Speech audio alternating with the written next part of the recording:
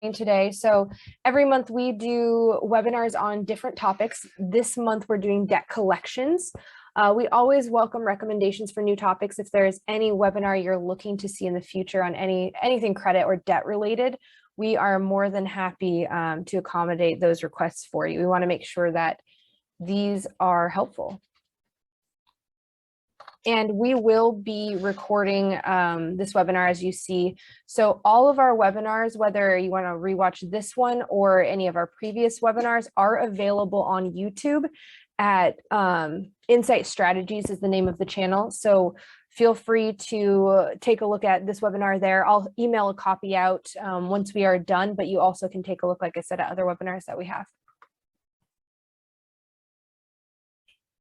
All right, so before I go ahead and get into today's discussion regarding collections, I wanted to start by introducing myself and why I'm here talking about collection accounts today. So my name is Ivory Becker. I am the owner and founder of Insight Strategies Credit Repair. We are an organization that focuses on helping people to resolve issues stemming from derogatory credit or helping individuals to establish credit with the goal of lending opportunities. Primarily, most of our clients have a goal of purchasing a home or getting a mortgage refinance. We also are a provider in credit education. So that's part of why you're here today, is to learn more about collection accounts. We will be having a new credit education platform launching on July 1st. If that's something you're interested in, please go ahead, and after this, you can reply to the email and we can get you added to the list of for when we launch to notify you when that is available. So our organization, has successfully removed over 10,000 negative reporting items from our clients' credit reports, and we help our clients save thousands and thousands of dollars in collections. And that's why we're here today, is to give you the secrets behind understanding how collections work and what your rights are. And our goal at Insight Strategies is not just to help people with credit repair, but also help to understand how credit works, how to reestablish positive credit, and feel empowered going forward. So debt collection is a $13 billion industry with more than 40,000 workers that are chasing down those who have fallen behind on bills or have a medical collection. So 1 out of 3 Americans, that's 77 million people, as this indicates, have credit files that have a debt in collections. Why I bring this up is because often when somebody identifies a collection on their credit report, there's a feeling with a combination of anger and frustration or embarrassment, or maybe just anxiety over what to do. It may just be utterly surprising that a collection appeared on the report in the first place. And you may have been expecting it to happen, or just a complete surprise when you went to apply for some sort of financing like a mortgage. So the most important thing is not to panic.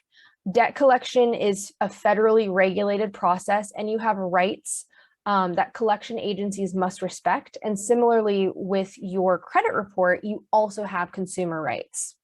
And that's what we will be exploring today. So with that, I move into our agenda. What is a collection?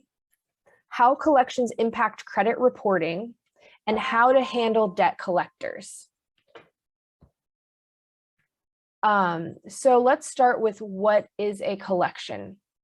So a collection account occurs when an account goes so far past due with a creditor that the account closes. The collection can be held with the original creditor or sold to a third-party collection agency, but most lenders will try to collect a debt themselves before resorting to writing it off and passing the collection to another party. Typically, past due accounts won't hit that charge off or collection status until they're about 120 days to 180 days late.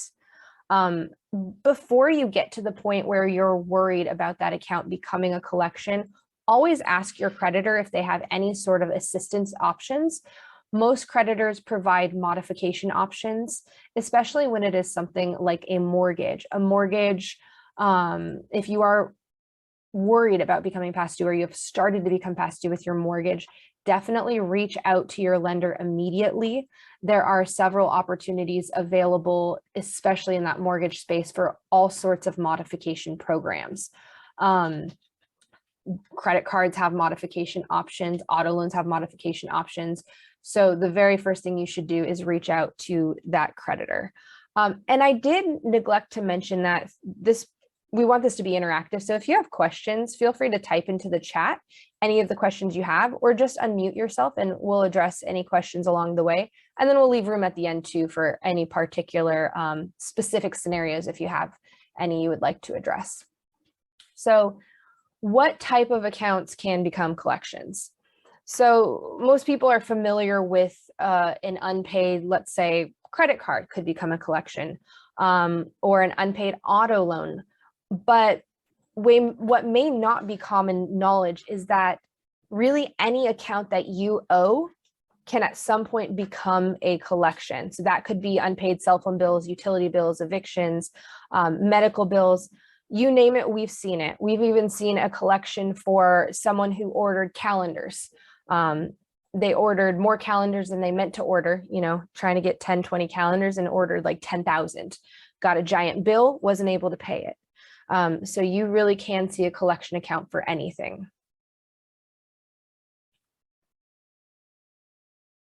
So let's talk about a third-party agency which owns a collection versus a third-party agency collecting on behalf of a creditor.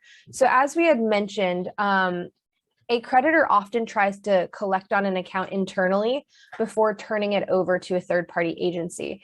And that can happen in two different forms. That third-party agency may be hired on behalf of the original creditor. So let's use an example. Let's say you owe a debt to Citibank, and it's a Citibank credit card. And Citibank has attempted to collect on this debt internally, calling you every month for, let's say, 4 months. And now they have closed the account and they've marked it as a collection account, or they've considered this account as a loss. They, at that point, may hire, let's say, Midland Credit. We'll use Midland for example. They are a collection agency. They may hire Midland and ask them to contact you. So they're paying them simply to call you and try to obtain payment from you. But Citi still owns that debt. The alternative option is Citi could choose to sell that debt to Midland, and Midland would buy it at a discount. And then Midland now becomes the owner of that debt. And Midland now can contact you. There is a common misconception that has gone around that once that third-party collection agency purchases that debt, you no longer owe it. That is incorrect. You do still owe the debt to that third-party agency. I have also seen on the internet that after 90 days of their purchase, if you don't pay, you don't owe it. None of that is true, unfortunately. It's completely within the legal bounds for a third-party collection agency to purchase a debt and then subsequently try to collect on it.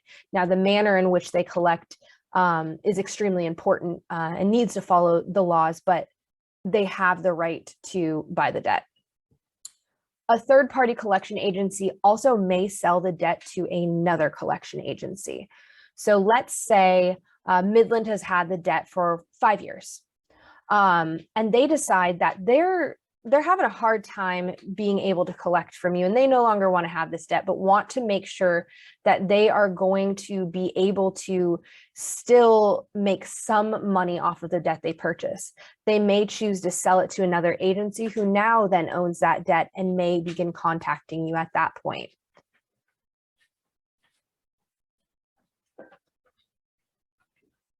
So when can a collection be added to your credit report? This may not have been something that you've ever considered, is when does the reporting actually begin? So there's not an actual grace period to which a collection agency has to wait to begin reporting it onto your credit report. And it can stay on your credit report for 7 years. Now, that 7-year timer is a very important factor. The 7-year timer is based not on when that collection agency has purchased the debt from the creditor, but it is specifically based on when you became delinquent with the original creditor. So let's go back to our Citibank example and let's talk about that. Let's say you were with Citibank for, I'm going to use a pen here. We'll see if this works. Let's say you were with Citibank and you began going 30 days past due in May. May, you were 30 days past due. Hopefully everyone can see this wonderfully crude writing on the screen. So in May, you were 30 days past due. And in June, you went 60 days. That's a 6. Hopefully you can read it. July, you went 90 days. Whoa, bear with my beautiful writing. August, let's say you went 120 days. And then let's say they were like, oh, this account is going to stay past due. We're counting this as a loss. And now we're going to sell it, and Midland purchases it. Now Midland owes the debt. And let's say they waited a few months. Let's say they own the debt in October, and Midland starts contacting you. So Midland purchased this debt in October. The timer does not start in October. The timer is going to start here in this month, May. So 7 years from May is when this will fall off your credit report. If Midland sells this debt, and let's say they sell it to Solverity, and they sell it to Solverity 3 years later in, I don't know, December. When you see Solverity on your credit report, that's Solverity, it's going to have an open date of December, just like Midland will have an open date of October. This does not reset that 7-year timer. It's all based on this date right here, when you originally started going past due with your creditor. That's a very, very important factor to make sure you understand. Hopefully that erases when I go to the next slide. I guess we'll find out. There is one exception to the types of collections that can appear in your credit report, and that's listed right here, and we'll go over that right now. Medical collections. So a medical collection cannot report on your credit report until it's 180 days past the date that you owed that bill. So you'll never see it on your credit report before that point. And most medical collections are collected on behalf of or purchased by a third-party collector. There's, they're going to be attempting to collect it internally during that 6-month period. And then after that, you'll see it from a third-party collection agency. There's a new change where beginning July 1st of this year, so coming up very quickly, if you have any paid medical collections on your credit report, they will no longer report to the credit bureaus. So any paid medical collections are set to fall off of your credit report beginning July 1st. In addition to that, medical bills, as you see here, will no longer be able to report on your credit report until they are 1 year old or greater. So we are getting rid of this 180-day time frame and making it longer to 1 full year.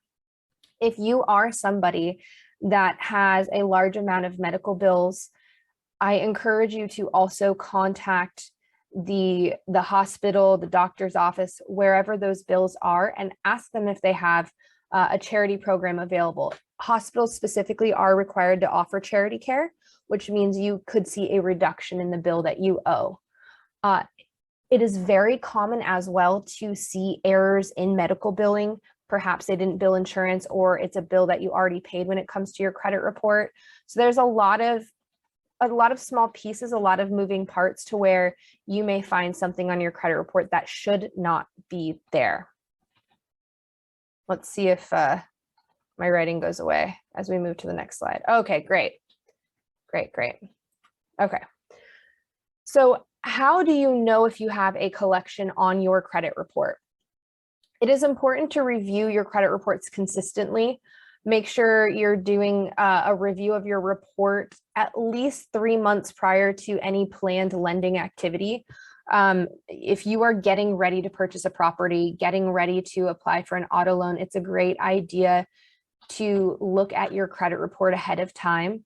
Places like Credit Karma are only going to give you access to 2 credit reports, or 2 credit bureaus, excuse me. There are 3 major bureaus: Equifax, Experian, and TransUnion. You do want to make sure you see all 3 in case there are some negative items reporting on one bureau and not the others, which can occur.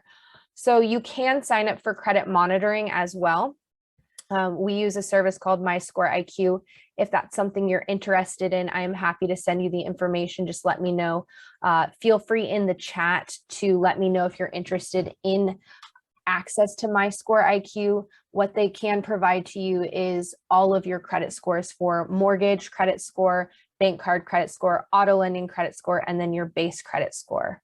So maybe surprising, but you have a lot of different credit scores, and they are all going to be used differently depending on what type of lending opportunity you're looking for. So let's look at what a collection looks like on your credit report. This example here, and it is a tiny bit blurry, so hopefully you can see it okay.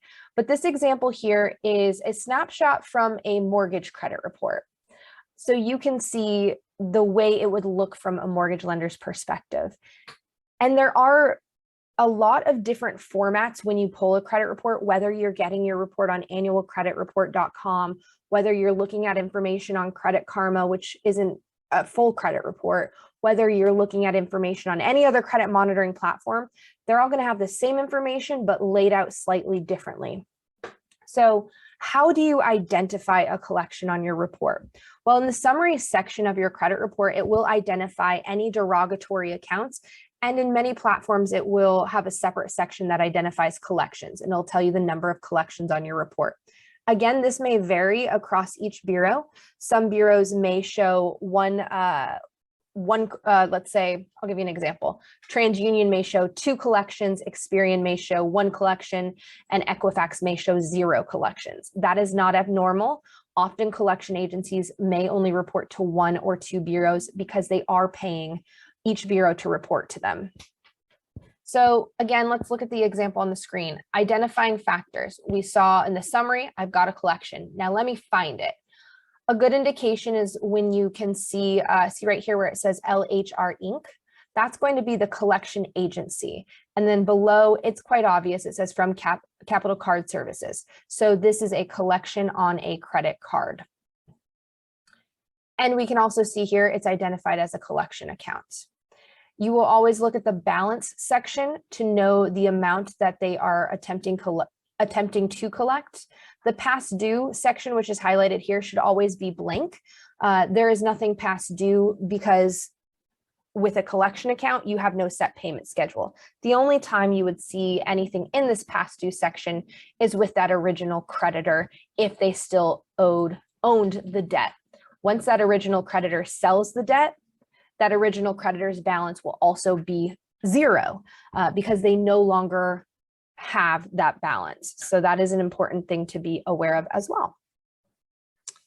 And then beyond this open date, as I had mentioned previously, that should be based on the date that this collection agency purchased the debt, not based on the date when you went past due with your original creditor. So similar here below, you can see this account is reporting a collection as well from HSBC Bank, owned by Midland Funding. I did neglect to mention right here at the top, you see Equifax, Experian, and TransUnion. So we know this is reporting on all 3 bureaus, where this one says Experian and TransUnion. So it's reporting just on Experian and TransUnion. Hopefully this is not terribly confusing. Does anyone have any questions on what this looks like or what we're identifying here? Okay, I will take silence as a no. So if you are somebody who is looking to try to remove collections from your credit report, what one would do is look at these different sections and compare what they see with the laws of how information should be reporting. And that would be through the Fair Credit Reporting Act. So you would want to have a strong understanding of what is allowable for how this information should be placed in the last active section, the open date section, past due section, and so on. Okay. So where do collections fit in the calculation of your credit score? The biggest overall factor, as you see highlighted here, is payment history when it comes to your credit score. So your credit score is made up of these 5 sections. Where you have control is in many of the sections, but with the payment history aspect, the more on-time payments you have, the better your credit score. Because it is the most influential, when you do have negative information on your report, such as a collection, it can be highly detrimental to your credit score and bring your score down. So let's look at exactly what it can do to your score. So before the account goes into the collection status, you will be marked past due every 30 days. The more severe the delinquency, the more impactful it is to your FICO credit score. Once the account goes into that collection status, it is much more impactful because it is considered the most severe form of delinquency. And so again, when we had mentioned earlier of reaching out to your creditor and requesting a modification, that is in an attempt to limit that severity of the delinquency. For that reason, if you can ever prevent it from going to collection status, it's great. And again, because that original creditor can choose to sell it to a third party, there is the chance that you can be hit twice on your credit report. Meaning once with the original creditor, right, becomes a derogatory account with the original creditor, then it's sold to a third party collection agency. Now all of a sudden you have a Citibank derogatory account or a negative account from Citi, and then a separate negative account from the collection agency, and in our prior example, Midland. So you were just hit twice for one account, and those 2 entries would stay on your credit report for up to that 7-year time frame, unless you can get it removed through other means. So let's say you are an individual who has only had strong credit history, and all of a sudden you see a Comcast collection pop on your credit report, and you are like, what the heck? I know I don't owe Comcast. And this is an example we see quite often. Someone in that scenario could see their credit score drop up to 110 points just from that one new delinquency, or that one new derogatory item, excuse me. And that's because if we think of this credit score algorithm, and I'm going to go back to this slide, the algorithm itself, or the credit score itself, is meant to say, what is the likelihood that you will go past due with a creditor? What kind of risk is a creditor taking by extending credit to you? So if you have consistently good history and all of a sudden there's something derogatory that pops up, it's flashing red lights that say, oh my goodness, is this person having a financial trouble? So the algorithm is now saying, we better not lend to them because there's a higher risk that they won't be able to afford payments now because this is so outside of the norm. And I know in many cases it's just not fair, especially with something like a Comcast collection by all means.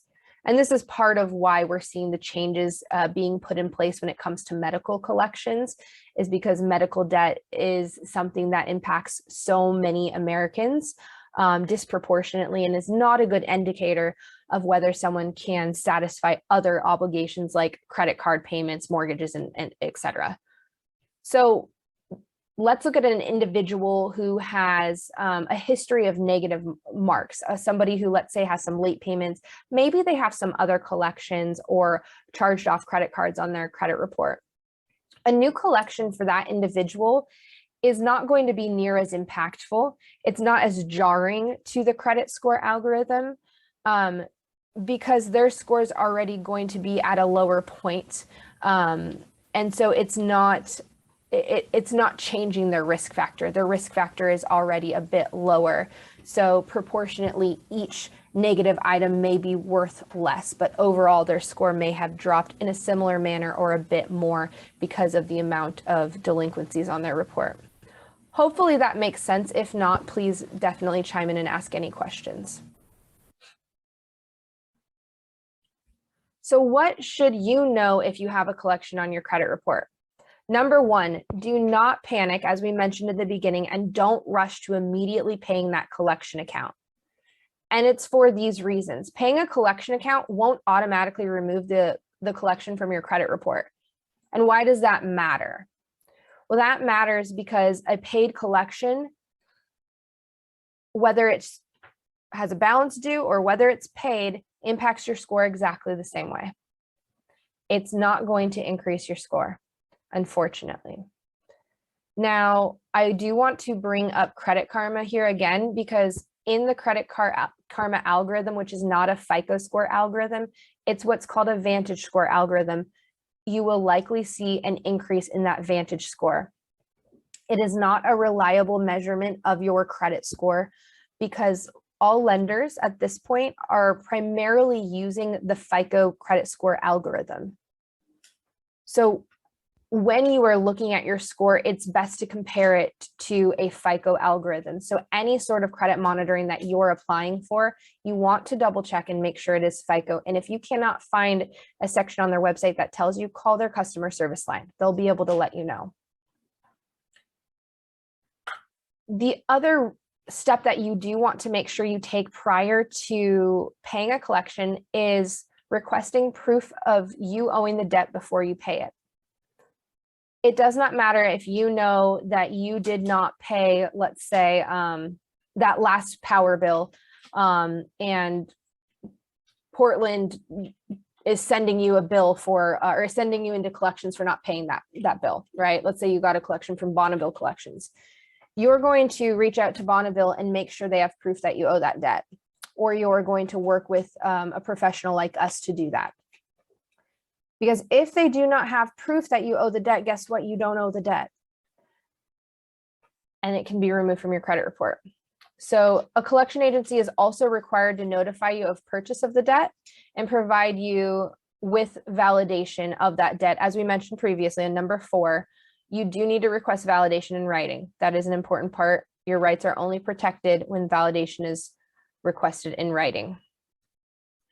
So let's look at the paying collections a bit more.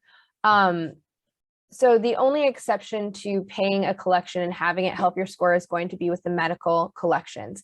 Now, newer versions of FICO 9 and 10 were already going to implement this change that we're seeing in July 2022. FICO versions 9 and 10 are not being used by lenders right now. We're primarily using 8, I should say by most lenders. We're seeing it starting to be used in auto lending. So a paid collection is going to show paid in full or settled. A paid collection still remains on your credit report for the 7 years and does not reset that 7-year timer. That's another myth that I see around the internet quite a bit, is that once you pay that collection now, it resets the 7 years. Absolutely does not. Again, delinquency is always based on the original creditor. And as the collection ages, as it becomes older and older and older on your credit report, with the newer versions of FICO, the newer versions of the FICO algorithm, you're going to see that that collection becomes less and less impactful. Now, if you are applying for something like a mortgage, they are using older versions of FICO, meaning this statement may not necessarily be true with your mortgage credit score. So you may see a lower mortgage credit score than you do with a FICO 8 score. Does anyone have any questions on the different credit scoring models in any way? I hope that part is making sense. Okay, so what do you do when a debt collector calls you? Find out why they are calling. Who are they? What company are they with? What's the representative's name? What debt are they calling you about? Let them know you're not refusing to pay, but ask them to send you a request in writing. They're required to notify you in writing of any debt. If they refuse to send you something in writing, then it may be a scam. And we're going to look at scams here in 2 slides from now. So something to be aware of that debt collection agencies will do is they use a lot of dirty tricks. They do have regulations that they are required to comply with, but most of the compliance, if you will, or the calling out of their bad actions falls on you as a consumer. So it falls on you to know what your rights are so you can bring that up properly to the regulators and let them know your rights are being violated. But most people don't know their rights. Most people aren't sitting there and reading regulations for fun, like the Fair Debt Collections Practices Act or Fair Credit Reporting Act. Why in the world would you want to read hundreds of pages of law? So if you do have a collection and you want to know if your rights are being violated, let us know, seek professionals' help, and they can help you figure that out. So let's look at the dirty tricks that the collection agencies use to blackmail you into paying. As you get closer and closer to 7 years, they know that that collection will fall off your credit report and you won't be as motivated to pay. So they're going to use these tactics like re-aging. So re-aging is when they change the account number or change the dollar amount slightly and tell the credit bureau now, I'm going to go ahead and mute you here. They essentially telling the credit bureau that they have a new opening date on the account, that the account is newly reporting on your credit report. So you may have had that major delinquency in 2012, and now they update it to 2016 so they can keep reporting it to the bureaus. That's illegal. They are not allowed to do that. However, it is something that does still happen from time to time. And if you believe that's something that's happening to you, you can contact an attorney. There is the chances of monetary compensation for violations such as that, or you can work to get it removed from your credit report. It should not be reporting after that. So a debt collector purchases the debt and puts the date of the purchase debt on the credit report and resets essentially the original delinquency date. That's really all I'm saying. So any sort of resetting of any dates, account numbers, etc., to make the account look newer is what re-aging is. Another thing that you may see is a debt collector may try to contact you on a debt that is older than 7 years. Let's say it's 15 years old. Let's say it's 20 years old. They may be still trying to call and collect from you on that debt. We call that a zombie debt or a zombie collection. They're within their rights to try to collect. What they cannot do is they cannot sue you for that debt and they cannot put it on your credit report. What you can do in that case is send a cease and desist, which will prevent them from communicating to you on all grounds. Just know that if you send a cease and desist, that means no communication to you whatsoever. So you do not want to send that cease and desist if you are wanting to request validation on a debt, because you have now told them they cannot talk to you. So let's look at some of the scams. So what I'm going to bring up for the current scams is going to be based on what we have been seeing through the pandemic. Scams, the trends on scams change over time. So often we're seeing scams on unsecured loans like payday loans. We see a lot of scammers that are impersonating somebody within the legal process. They will make up official titles that sound close to being a real title, but not quite. And they will say that you owe a loan that you took out in this year. If you don't pay, they may threaten jail time. They may threaten calling your employer, garnishing your wages, suing you, all things of that sort. The whole idea behind this is to scare the daylights out of you so you won't even think and you're just going to react and tell them you want to pay them right away. If the reason they have this information, it very well may be an account you've had in the past, is they may have purchased that information on the dark web. It's not uncommon, and it is a way to make it sound more realistic and easier to get you, if you will. So if you ask questions, they may say you have lost time to request all information because it's too late. You should have taken care of this sooner. Their goal, again, is to create the fear and the panic and get you to take action. So what do? Scams are going to change over time, as I said, as people catch on to the scams, as there are new filings about the scams with the FTC. So if anyone calls you wanting money or threatening you, you tell them, I don't know who you are, what's the name of your company? And again, you're going to ask the same information mentioned here on this prior slide. The main thing to ask is, give me something in writing. So they may say they can't give that information over the phone for privacy concerns. Fine, that's fine. Send me something in writing. If they tell you it's too late to send a letter or they're not going to send you a letter, that's because they're worried about mail fraud, which is a federal offense. So that's a great indication right there that that is a scam.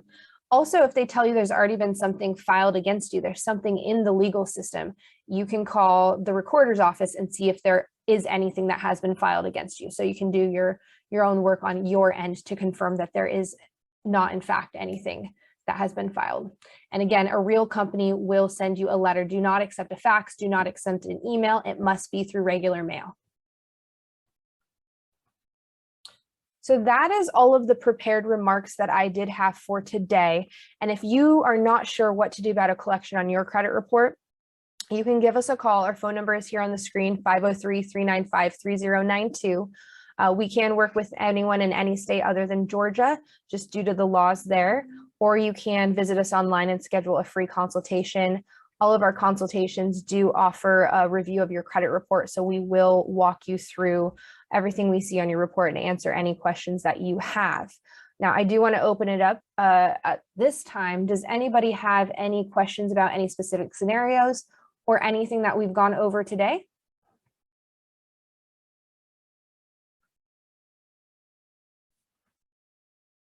And you can type in the chat or feel free to just unmute yourself as well.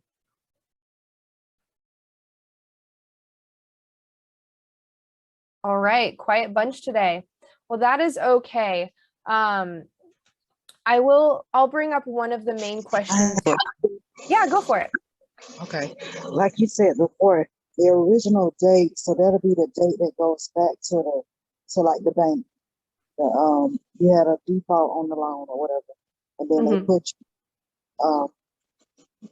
yourself in collections.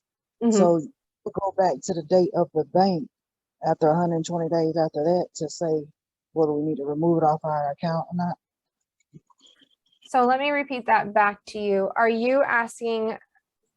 I guess I'm not sure what you're asking. Are you asking if it can go back to the original creditor?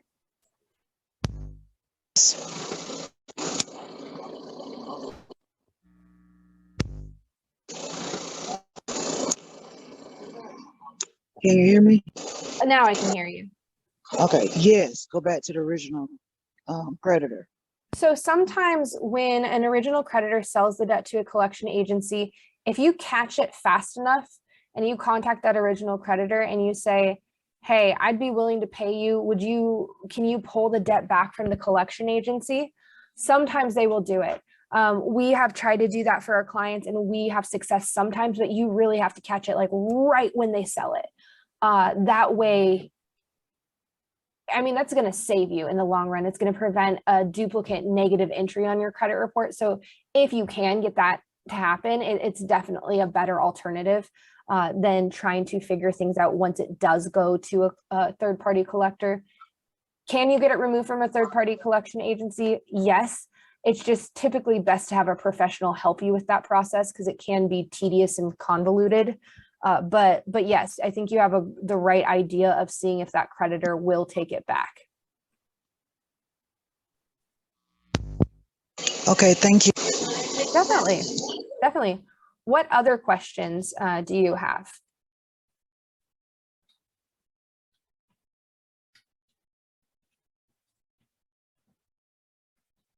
So I will bring up one question we often get. What if I already paid a collection and it's still on my credit report? What do I do? How do I save my credit score? So if there is a violation with how that account is reporting to the credit bureaus or how their bureaus are showing the information, you may be able to get it removed from your credit report. So we work with our clients every day through that process.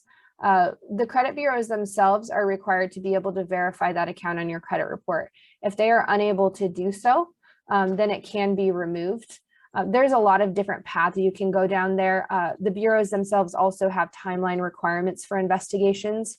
If they fail to comply with those timeline requirements, there's a chance you can use that as a fallback to get the account removed from the credit report. So So even if you have paid a collection, it does not necessarily mean everything's over for you. In addition, sometimes the collection agency will be willing to remove it from your credit report with a goodwill removal. That's definitely a 50-50 shot, but it is possible. And we have another question is, what if you are planning to file bankruptcy? How do you inform a collection agency to stop calling? When you file that bankruptcy, they should be contacting all of the creditors and notifying them of the filing, which would stop all of the calls at that point. So the bankruptcy filing should take care of that for you. Now, keep in mind, you will still have negative entries on your credit report. They will just be included in the bankruptcy. So the bankruptcy itself isn't going to remove any negative accounts from your credit report. It's going to include them in the bankruptcy and absolve you, depending on the chapter you're filing, from either paying them or they'll be part of your payment plan. So. What other questions do you have? Happy to go into any scenarios or any specific questions.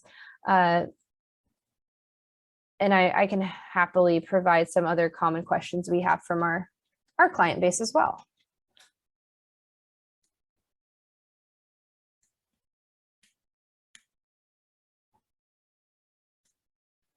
So I will bring up one other question is, what if I got a new notification that there is a collection account? So in the mail, let's say you open your mail one day and you get a notice of a new collection, you pull your credit report, but you don't see it on your credit report. Should you ignore it? Absolutely not.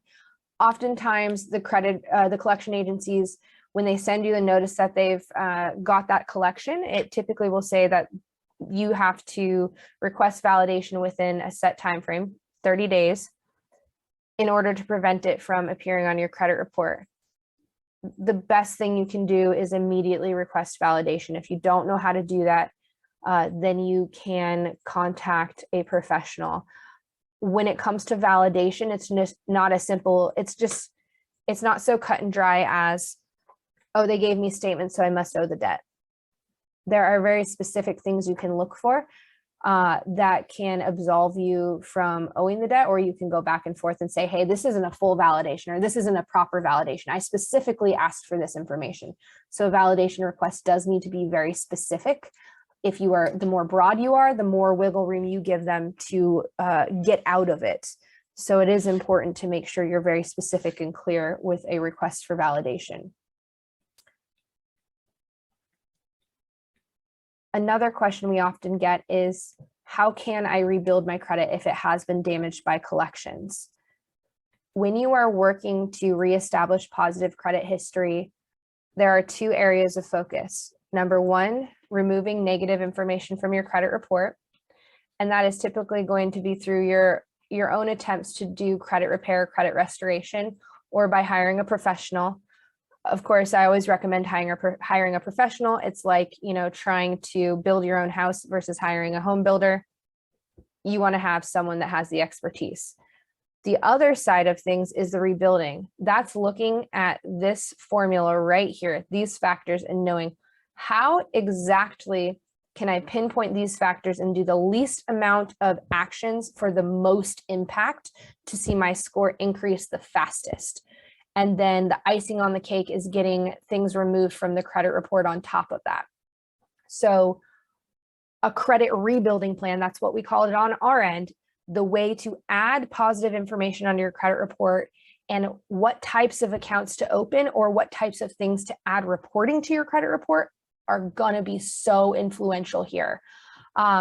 Coming in July 1st, we will be, our credit education platform is going to break all of this down in detail and go through each thing section by section by section. And then at the end, close out with action steps of do exactly these things to see your score boost. So if that's something that you find interest in and you're not necessarily interested in hiring someone for credit repair, reach out to us. We'll get you on that list so you can have access to that information and you'll get that credit building plan with all of the information. So now you can work on rebuilding your credit and get yourself to that perfect credit score eventually.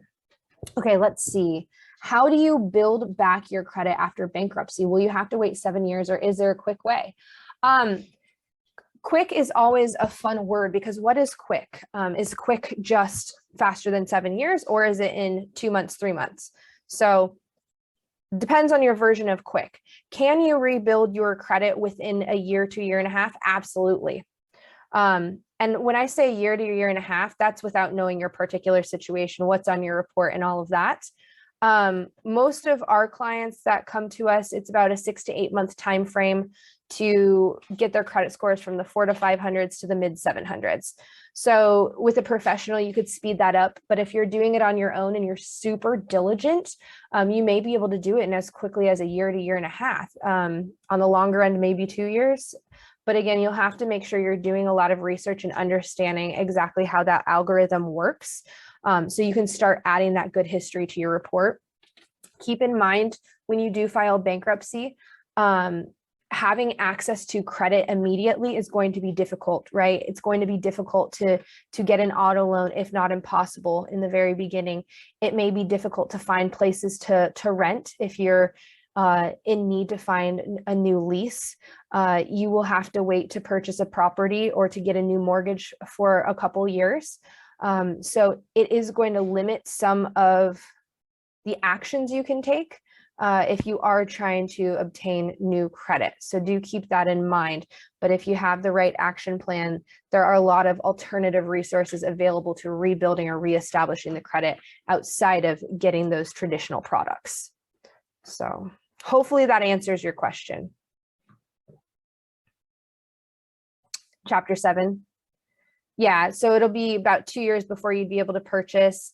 You know, if you have to do bankruptcy, you have to do it, but you definitely can rebuild your credit. You definitely can. So what other questions do you have? Happy to answer anything else that may have come up. Okay, if you have a private scenario you want to discuss, again, just reach out, happy to help. But otherwise, I will go ahead and conclude today. And again, if you want to watch any of our prior webinars, you can do so on Insight Strategies on YouTube. And I will send a recording of this webinar. Thank you, everyone.